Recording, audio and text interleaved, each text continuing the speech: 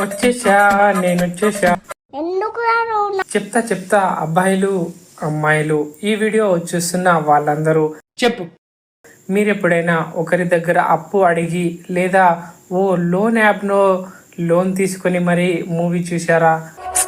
దీనికి విసులు ఒకటే సరిపోదు, చాలా స్పెషల్ ఎఫెక్ట్లు ఉన్నాయి. నేను ప్లాన్ చేస్తాను.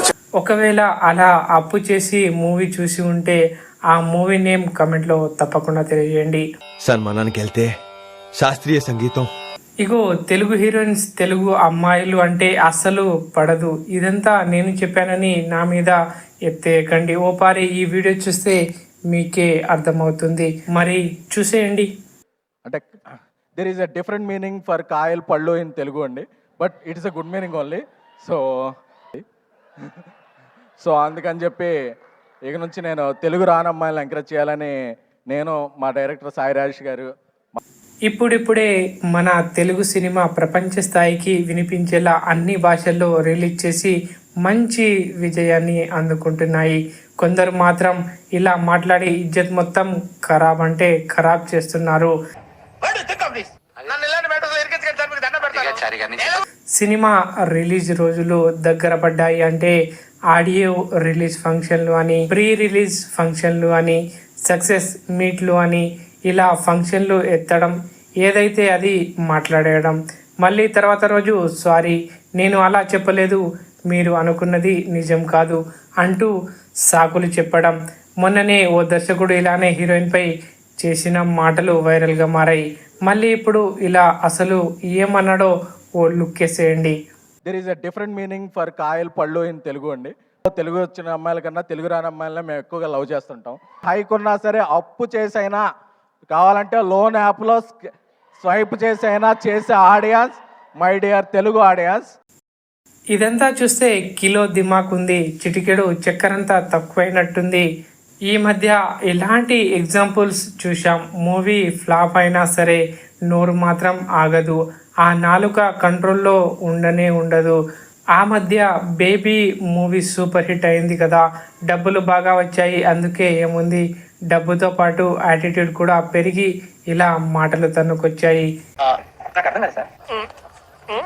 ఏ జోష్లో ఉన్నాడో కానీ మేం తెలుగు రాని అమ్మాయిలనే ఎక్కువ ఇష్టపడతాం, తెలుగు వచ్చిన వాళ్ళను ఎంకరేజ్ చేస్తాం. ఏం జరుగుతుందో తెలుసు, అందుకని నేను నా దర్శకుడు సాయి రాజేష్ నిర్ణయించుకున్నాం. ఈరోజు యూత్ అప్పు చేసిన సినిమాలు చూస్తారు, అవసరమైతే లోన్ యాప్స్ నుండి కూడా లోన్ తీసుకొని మరీ చూస్తారు అంటూ ఏదేదో వాగడం. Return of the dragon cinema తాలూకు ఓ ఫంక్షన్ అది. ఈ మూవీలో Anupama Parameswaran main female lead, second heroine గాను ఖైద్ లోహర్ అనే అమ్మాయిని తీసుకున్నారు. ఆ ఫంక్షన్లో మాట్లాడుతూ శ్రీమాన్ ఎస్కేఎన్ ఖైదు అనే పేరు కూడా పలకడం చేత కాలేదు అనే చెప్పాలి. మరి ఖైదుకు బదులు ఏమన్నాడో ఒకసారి చూడండి. కాయలా పళ్ళ కాయలంట, ఏం కాయలరా బాబు, దోసకాయలా జామకాయలా? అలా చెప్పిన వెంటనే ఏమండి మీ పేరు కాయలా పల్లా అని ఓ పిచ్చి కూతలతో కవరింగ్ చేయడం. ఎందుకు పుడతారో కూడా తెలియదండి మనుషులు. కొంతమంది బేసిక్ సెన్స్ ఉండదు మనుషుల దగ్గర. ఎవరో పరభాష హీరోయిన్ ని తెచ్చుకున్నావు, అది నీ ఇష్టం. జనానికి నచ్చితే ఓకే, లేదంటే తిప్పి కొడతారు. మొన్ననే లైలా సినిమాను కొట్టినట్టుగా. కానీ తెలుగు తారల్ని తీసుకుంటే మాటకు నాశనమైపోతారు రోయ్ అనే తలతిక్క మాటలు దేనికసలు? సినిమాల్ని లోన్లు తీసుకొని మరీ చూడాలట, పైగా లోన్ యాప్స్ నుండి కూడా. ఆహా ఇంటెలిజెన్స్. సినిమాలో ఓ నటి పేరే సరిగ్గా పలకలేరు, పైగా తెలుగు అమ్మాయిల్ని ఎంకరేజ్ చేస్తే ఏం జరుగుతుందో తెలిసిందట. ఏం తెలిసింది, ఏం తెలుసు? అదేదో చెప్పి ఏడవచ్చుగా. తను నేరుగానే వైష్ణవి చైతన్యను ఉద్దేశించి విమర్శ చేస్తున్నాడు అని అనిపిస్తుంది. బట్ బేబీ సినిమాలో తనే కదా మెయిన్ హీరోయిన్.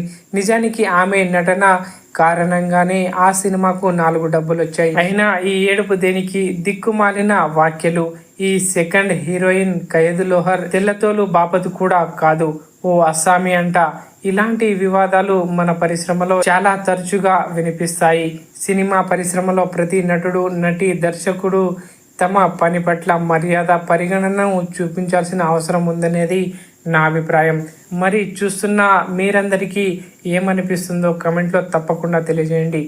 ఆర్యజేయు రాజు కుక్కజు కుక్కజు ఆర్యజేయు రాజు రారా బేసాలే.